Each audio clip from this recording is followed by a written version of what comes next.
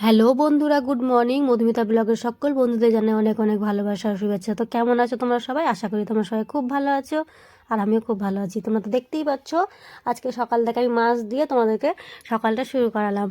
তো দেখো আমি চলে এসেছি রান্নাঘরে, আর আজকে রান্না হবে মাছের ঝোল আলু ফুলকপি দিয়ে, যেটা আমি করব। আর একটা পদ রান্না করব, সেটা হচ্ছে ছিম ভাজা। তো দেখো তেলটাও গরম হয়ে গেছে, আমি একটা এক এক করে সব মাছগুলো ছেড়ে দিব। সব ছাড়বো না, অর্ধেকটা ছাড়বো, অর্ধেকটা পরের বার করব।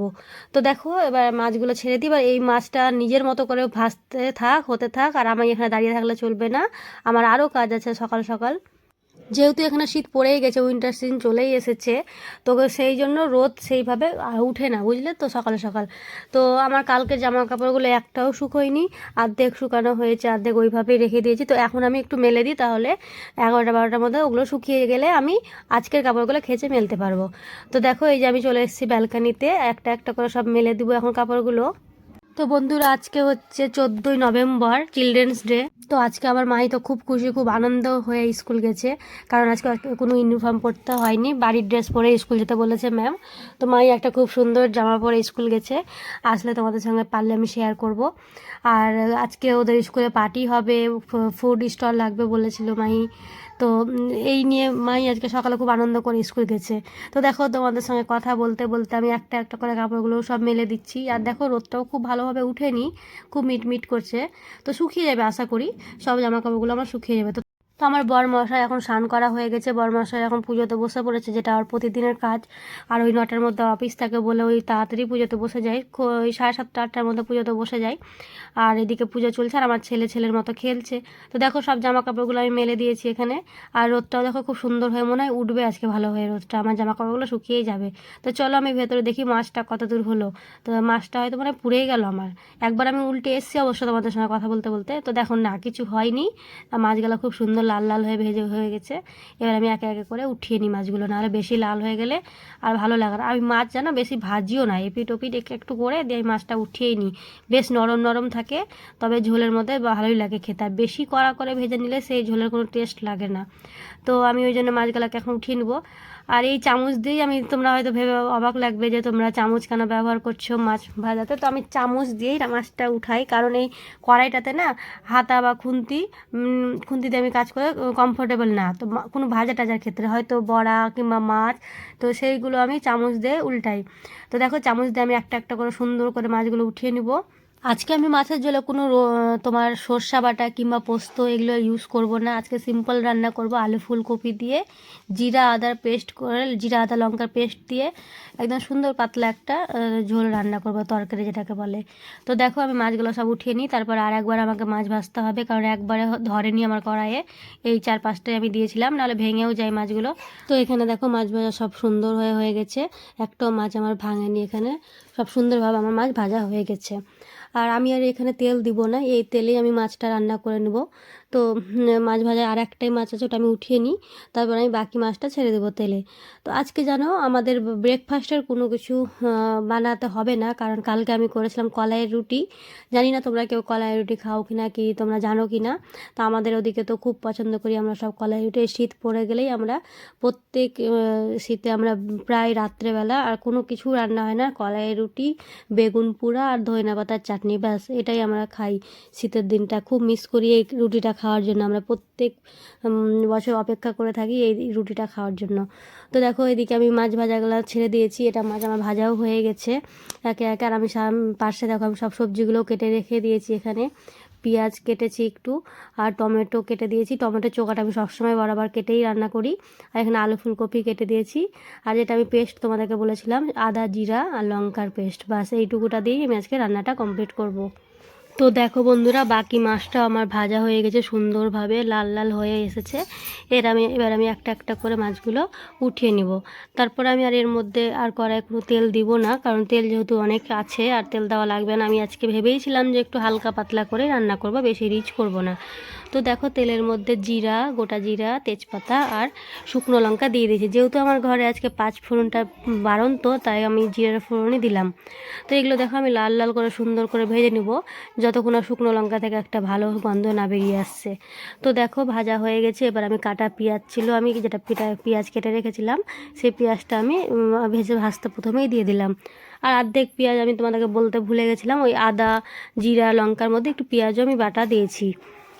তো দেখো সুন্দর করে ভাজা হচ্ছে, পেঁয়াজটা একটু লাল লাল ভাজা হয়েও গেল। এরপরে আমি এখানে সবজি অ্যাড করে দেবো, যেখানে আলু ফুলকপি আমি কেটে রেখেছিলাম। তো দেখো এই সবজিগুলো অ্যাড করে দিলাম। এবার আমি এটাকে ভালো করে নাড়তে থাকবো।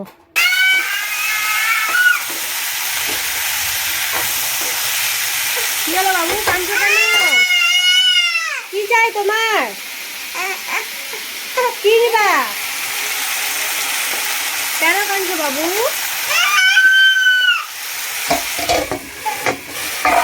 খাবো, এটা ডেকে দিই সিদ্ধ হোক।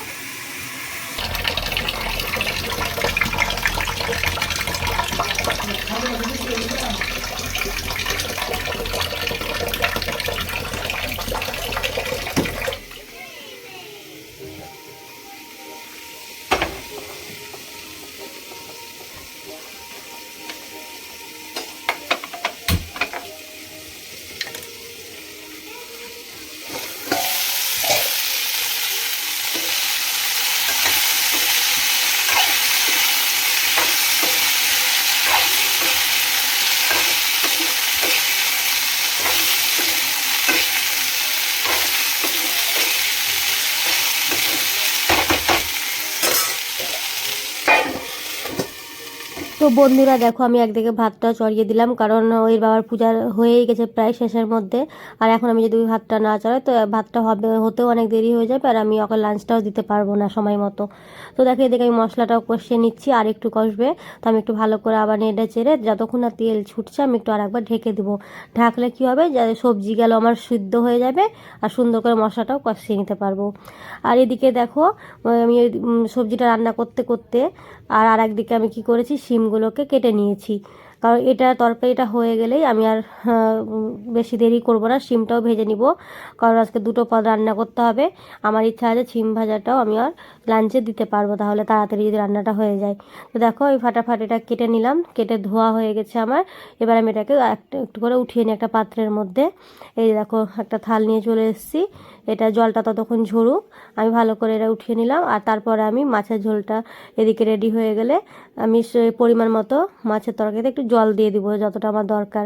এদিকে ভাতটা ফুটতে লেগে গেছে, আমার দুদিকেই গ্যাস ধরিয়ে দিয়েছি, খুব তাড়াতাড়ি রান্নাটা আমি করে নিতে পারবো। তো দেখো মশলাটা আমার হয়ে গেছে, একদম কষিয়ে নিয়েছে খুব ভালো করে। এবার আমি পরিমাণ মতো জল দিয়ে দিলাম। তো জলটা ফুটে যাবে, তখন আমি মাছটা দিয়ে দেবো। তো চলো একবার দেখিয়ে দিই এর বাবা পূজাটা হয়ে গেল কিনা। তো বন্ধুরা দেখতেই পাচ্ছ এর বাবা পূজা চলছে, প্রায় হয়েই গেছে। আর আমার পুরো ঘর উলট পালট হয়ে আছে। সকালবেলা তো তোমরা সবই বুঝো, বাচ্চা স্কুল যায়, তারপরে অনেকগুলো কাজ থাকে, আর রান্না বান্না সব তো আমার সকালেই। তো দেখো এদিকে আমার ঝোলটাও ফুটে গেছে, খুব সুন্দর দেখো কালারটাও চলে এসছে। আর আমি এতটা ঝোল অবশ্য রাখবো না, আমি আরও একটু কমিয়ে নিব, যাও একটু ফুটুক। আর আমি মাছগুলো এবার একে একে ছেড়ে দিব। তারপরে আমি তোমাদের ফাইনাল লুক দেখাচ্ছি যে আমার আজকের তরকারিটা কত সুন্দর হয়েছে দেখতে। আর আমি এই ধইনা পাতাও দিব এর মধ্যে অ্যাড করব। তো ওটাকে আমি রান্না করতে করতে বেছে ধুয়ে একটা বাটিতে রেখে দিয়েছি, যখন আমি তরকারিটা নামাবো তখনই দিব। কেউ কেউ তো এই ঝোলের ওপরেই দিয়ে দেয়, কড়াই ফুটন্ত অবস্থাতেই দিয়ে দেয় ধইনা পাতাটা। আমি সেরকম করে অ্যাড করি না, আমি তরকারিটা একদম হয়ে যাবে লাস্টে, সব লাস্টে বাটিতে ঢেলে তারপর আমি ধইনা পাতাটা অ্যাড করি। তো দেখো বন্ধুরা আমি এবার ভাতটা এদিকে হয়ে গেছে, এবার ভাতটা আমি উপর দিয়ে দিই। আমার এখানে তো উপর দেওয়ার কিছু নেই, তো আমি হাতে করেই যতটা পারি মারটা গেলে নেওয়ার চেষ্টা করি। আর খুব সুন্দরভাবে হয়েও যায়, ভাতে মার একটু থাকে না, একদম ঝরঝরে ভাত আমি নামিয়ে নিতে পারি। তো দেখো এই যে আমি মারটা গেলে নিচ্ছি, আমি এইভাবেই মার গেলে আর এদিকে জলটাও ছেড়ে দিলাম, না আমার পাইপটা গলে যাবে। তো কারণ যেহেতু এটা গরম জল, এই জন্য ঠান্ডা জলে অ্যাড করতে হবে। তো দেখো আমার সুন্দর করে ভাতটাও হয়ে গেল। এবার আমি তোমাদের আমার তরকারির ফুল লুকটা একবার দেখিয়ে দিই। তো বন্ধুরা দেখো ফাইনালি আমার তরকারি রেডি, মাছের তরকারি। তো আমি দুটো বাটিতে আলাদা আলাদা করে ঢেলে নিলাম। এটা হচ্ছে এর বাবা অফিসে নিয়ে যাবে লাঞ্চে, আর এটা আমাদের দুপুরে আর রাত্রে খাওয়ার জন্য হটিয়ে রেখে দিলাম। তারপরে দেখো আমি তেলে দিয়ে দিয়েছি গোটা জিরে আর লঙ্কার ফোড়ন দিলাম। এদিকে আমি শিমটা ভেজে নেবো তাড়াতাড়ি। আর এখন জানো 9টা বেজে গেছে, আমার ছেলেকে খাওয়ানোও হয়নি। তো এটা তেলে দিয়ে লবণ হলুদ দিয়ে এটা ঢেকে দেবো, এটা হতে থাকবে। উঠবে আর তার ফাঁকে আমি ছেলের খাবারটা রেডি করব। তো ছেলেকে আমি, তোমরা তো জানোই, চিড়ে ভিজিয়ে রেখেছিলাম। চিড়ে আর কলাটাকে হাতে ভালো করে ম্যাশ করে নিব। ম্যাশ করে গরম দুধ অ্যাড করে দেবো এর মধ্যে, যাতে আর খেতে কোনো অসুবিধা না হয়। তো চিড়েটা আমি 1 ঘন্টা আগেই ভিজিয়ে রাখি, যাতে খুব ভালোভাবে ফুলে যায় আর আমি ওর যেন খেতে কোনো অসুবিধা না হয়, যেন গলাতে না আটকায়। তো আমি এইভাবেই চটকে নিলাম হাত দিয়ে, খুব ভালো করে চিনি আর কলা দিলাম আর একটু চিড়ে দিয়েছি। এবার ভালো করে সুন্দর করে মেখে নিই। তো এর মধ্যে আমি গরম গরম দুধ অ্যাড করে দেবো। তো বন্ধুরা, বেশিরভাগ আমি এই ব্রেকফাস্টটাই ছেলেকে দেওয়ার চেষ্টা করি। আর প্রতিদিন না, মাঝে মধ্যে আমি আরও অনেক কিছু দিই। যেমন কোনো দিন আমি সকালে রুটি ভাজি মাহির জন্য, তো একটা লই বাঁচিয়ে রেখে দিই। সেই লইটাই আমি একটা রুটি ভেজে গরম দুধের মধ্যে অ্যাড করে, সেটা একবারে ফুলে যায় যখন, তখন ওকে দুধ রুটি খাইয়ে দিই। তার মধ্যে ব্যানানাটাও অ্যাড করি অবশ্যই। আর কোনো দিন আবার আমি সুজিও করি, আর নাহলে অ্যাপেল সিদ্ধ, যেটা আমার ছেলে খুব ভালোবাসে খেতে, তার ফেভারিট খাবার অ্যাপেল সিদ্ধ। আর এটাও ওই খুব সুন্দরভাবে খেয়ে নেয়। তো বন্ধুরা, আমার ছেলের এত খিদে পেয়েছে যে আমাকে রান্না করতেই দেয় না, আমার পায়ের কাছে ঘুরঘুর করছে। আর টাইমও হয়ে গেছে, যেহেতু 9টা বেজে গেছে। তো দেখো, এই যে এত সুন্দর করে আমি রান্না করে নিয়েছি আমার ছেলের খাবারটা। এবার আমি চলো ছেলেকে খাইয়ে দিই। আর এইদিকে দেখো, আমি এর বাবার ব্রেকফাস্টটাও রেডি করে নিয়েছি। এখানে হচ্ছে ব্যানানা আর পাপায়া, যেটা ওই সকালে জানো তোমরা ফ্রুটি খাই। আর দেখো, আমার কিচেন একদম পুরা চমকে দিয়েছে, একদম মাজা ঘষা করে পুরো চকচক করে দিয়েছি। এর বাবাকেও আমি অফিস পাঠিয়ে দিয়েছি, খাইয়ে দাইয়ে লাঞ্চও প্যাক করে দিয়েছি। আর দেখো, সিঙ্কটাকে ভালো করে সাবান টাবান দিয়ে ধুয়ে নিয়েছি। আর এদিকে চলো আমি আমার বেডরুমটা দেখাই, কত নোংরা হয়ে আছে, চলো দেখি। তো বন্ধুরা দেখো, কিচেনের কাজ সব আমি কমপ্লিট করে এবার আমি চলে এসেছি বেডরুমে। তো বেডরুমটা তোমরা দেখতেই পাচ্ছ কত অগোছালো হয়ে আছে। তো এটাকে আমি এখন গোছিয়ে নিব। তো চলো আজকে তোমাদেরকে চুটকির সাহায্যে কেমন করে গোছাবো সেটা তোমাদেরকে দেখাবো। টান। তো দেখো বন্ধুরা, আমি সুন্দর করে বিছানা গুছিয়ে নিয়েছি চুটকি মেরে। তোমরাও এই পদ্ধতিটা ট্রাই করতে পারো বাড়িতে, একদমই মাথা গরম হবে না আর সুন্দরভাবে এক চুটকিতেই কাজ হয়ে যাবে। তো দেখো বন্ধুরা, হয়ে গেল, সব গুছিয়ে নিলাম। দেখো, টিপটপ করে দিয়েছি আমার এই বেডরুমটা। এবার আর চুটকি মেরে কাজ করলে চলবে না, এবার আমাকে বাড়িঘর আরেকবার ঝাড় দিতে হবে, কারণ খুব নোংরা হয়ে রয়েছে। তো চলো আমি সেগুলো তোমাদের সঙ্গে শেয়ার করি। তো বন্ধুরা দেখো, আমি চলে এসেছি, তো ঝটাপট কাজে লেগে যাব। আর আমার ছেলেকে এবার ঘুমো দিতে হবে। তো ওই একটু কার্টুন দেখে নে, ওই এখানে ওর টিভি চালিয়ে দিয়েছি। আর ছেলে জানো এখন আর কার্টুন দেখে না, ও এখন দেখে গাড়ি, কোনো গাড়ি ভাঙাচুরা, নাহলে বন্দুক, কোনো মানে এরকম ভাঙা গাড়ি টাড়ির জিনিস দেখে কার্টুন। আর এদিকে আজকে আমাকে অনেকগুলো খাসতে হবে সোফার কভার, আর নতুন একটা সোফার কভারও পেরে দেবো। তার আগে আমি খেচে নিই, সব খাঁচার কমপ্লিটটা করে নিই, মেশিনটা চলতে থাকুক, ওয়াশিং মেশিনটা। আর আমি এর ফাঁকে গোটা বাড়িঘর ঝাড় দিয়ে নিই। আর আমার ছেলেকে স্নান ধান করিয়ে ঘুমো পাড়াতে হবে। এখন পর্যন্ত আমি ছেলেকে তেলও মাখাই নিতে, এত রোদ উঠে গেছে আজকে। ওই জন্য আমি এত কাপড় জামা বের করলাম, যে খুব রোদ উঠেছে, তো এই কাপড়গুলোও শুকিয়ে যাবে আজকে। তো ঝাড়টা দেওয়ার পর আমি ছেলেটাকে তেল মাখিয়ে নেবো। তেল মাখিয়ে দিলে কি হবে, ও রোদে একটু ঘোরাফেরা করবে, গায়ে তেলটাও বসে যাবে।